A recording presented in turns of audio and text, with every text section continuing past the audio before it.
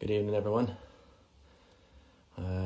Tonight, special night tonight. Going to be joined soon by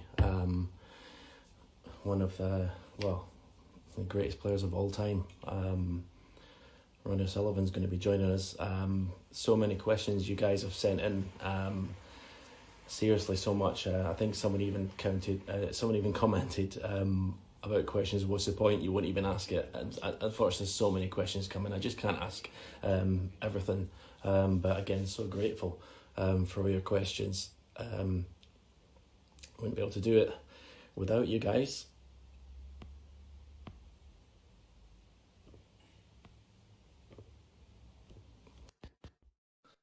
Just waiting for Ronnie to come on now.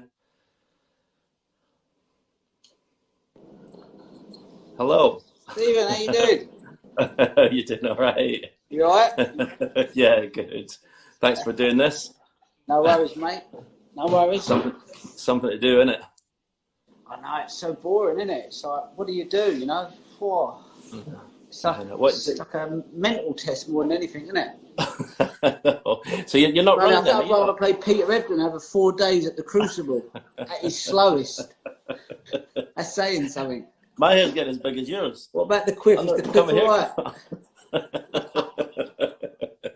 So what have you been up to then? Just like everyone else, just doing nothing, just watching telly and eating. And... Yeah, I just can't. Do you know what it was? I kind of just, I just thought I've just got to get my head around this. You know, it's sort of like I knew it was going to be hard. You know, because you couldn't go anywhere, do anything, and so used to being in a routine normally.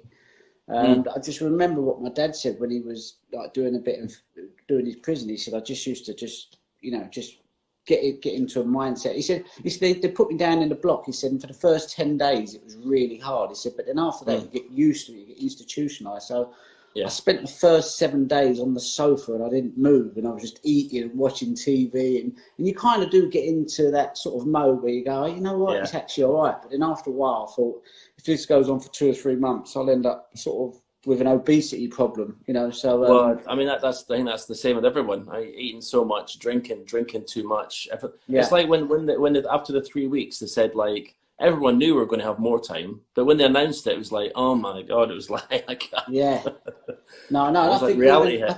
And I think even in another 3 weeks, they're going to prolong it again. Do you know what I mean? So I think you just got to be prepared for. I reckon June the 1st. I reckon.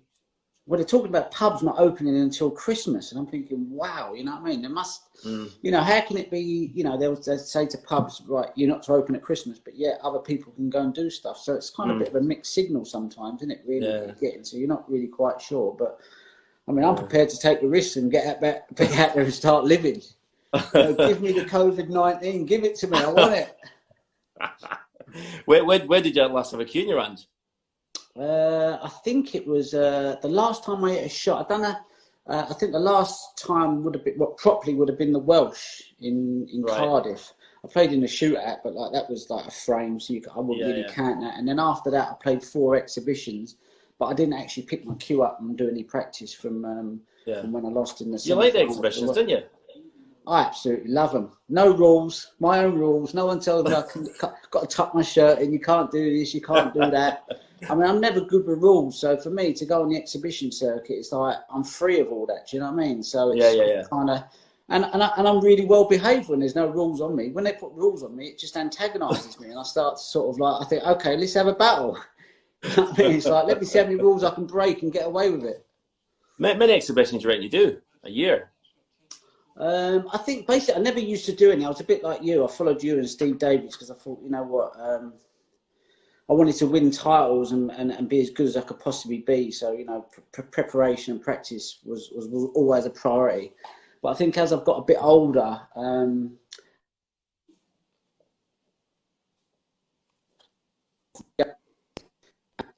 ambitions, that was the only way I could play.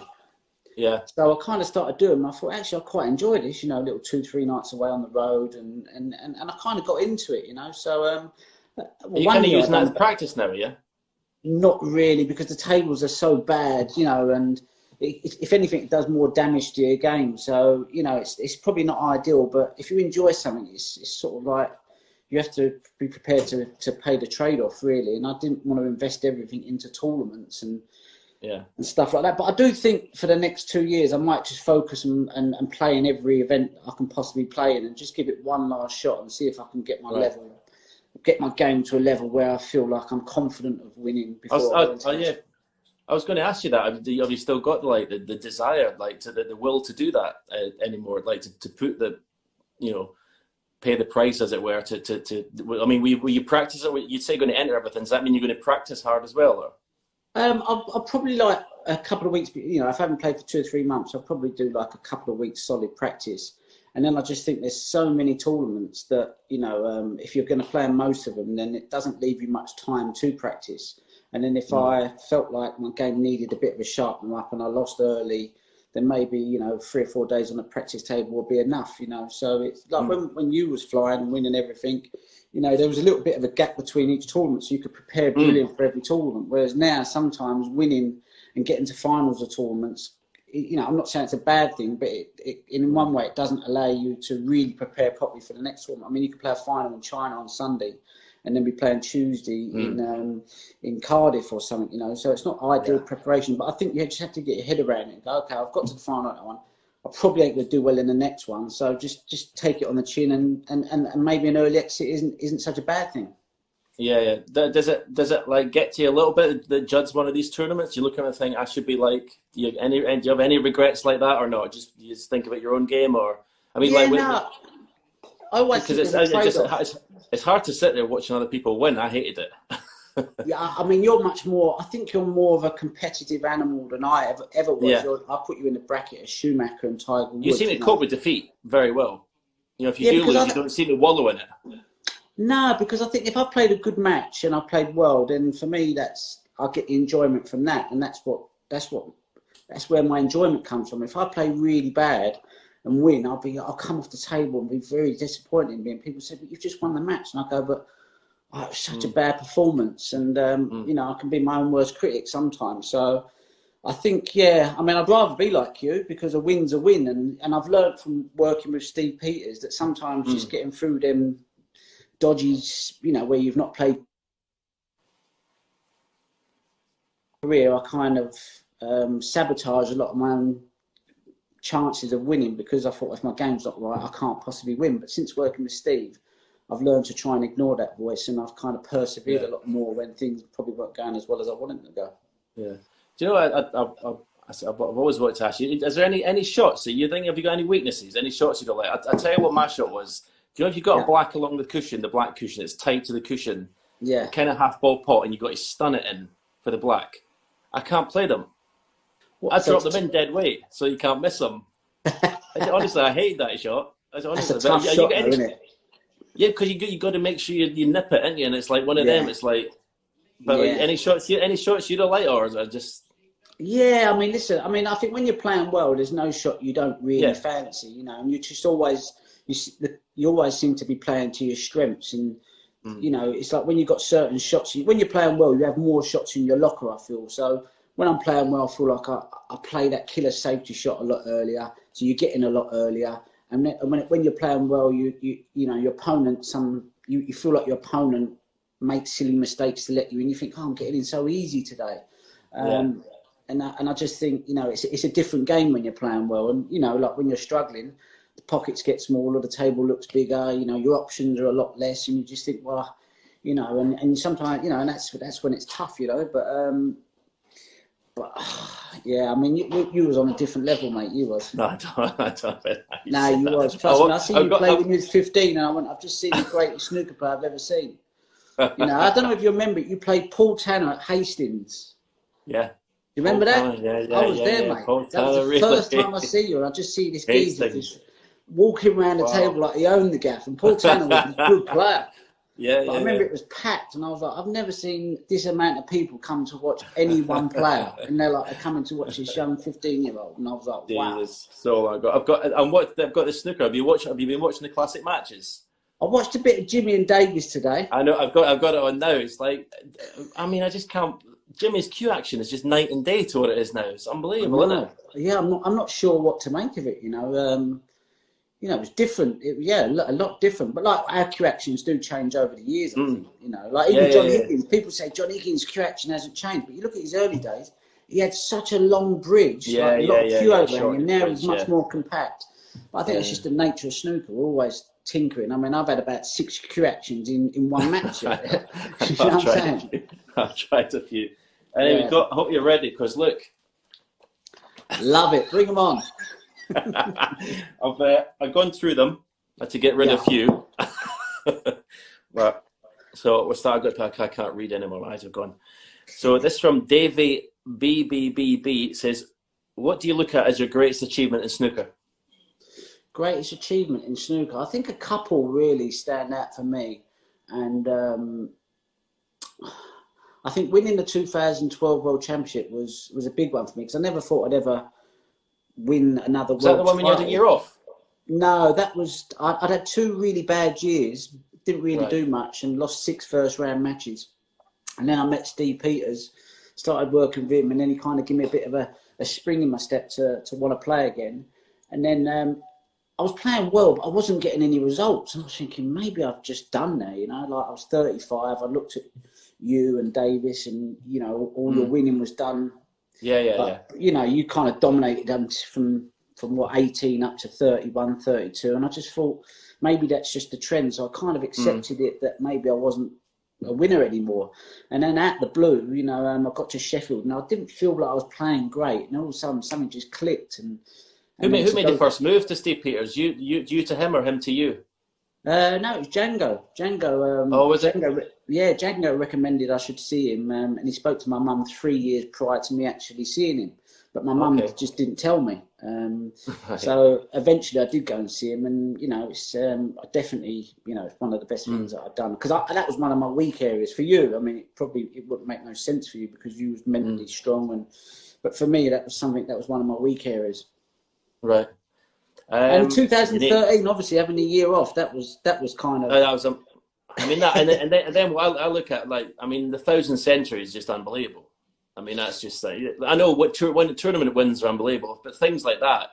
So you know, like people always say, "Oh, Ronnie's going to break your records," and you got to. I said, "Well, some of them are a matter of time, because obviously he's still playing at the top level." But I said the 2 that mean the most to me, obviously the 7 world titles, but the one where I had 7 centuries in the final against Ken. Oh. If someone done that, someone beat that, I'd be devastated. And that's maybe a silly word, but that's I mean, the 1,000 centuries to me, I think that's an incredible thing. Yeah, I mean, it's just it was good to do, you know. I think there's the important records, and for me, it's the World Championships. How many times you win the World Championships? How many ranking events you've won? How many Masters? How many majors you've won? They're the important records, you know. Beating 100 breaks. You know, 1,000 centuries. Just it's like you have to play the game properly. It's 1,000 centuries.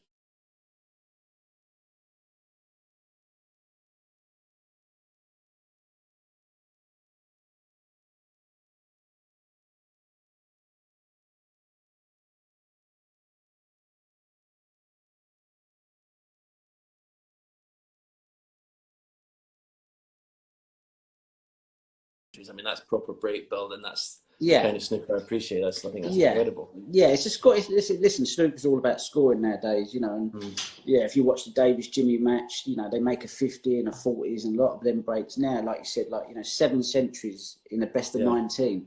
I tell you, if I'm working on a final and someone's got 5 or 6, I'll tell you, I'll stop commentating. Honestly, I'll be like, oh yeah. I can't see that ever being beaten though. 7 centuries in the best of in any. Well, he's saying the best of 35, it's possible, but in a best of 19 match to win 7, you know, you win 10 frames and 7 of them win centuries. I remember watching it, and Ken stuck in there. Ken won 10-6 or 10-7. No, I know. I mean, couldn't get rid of him. Still can't.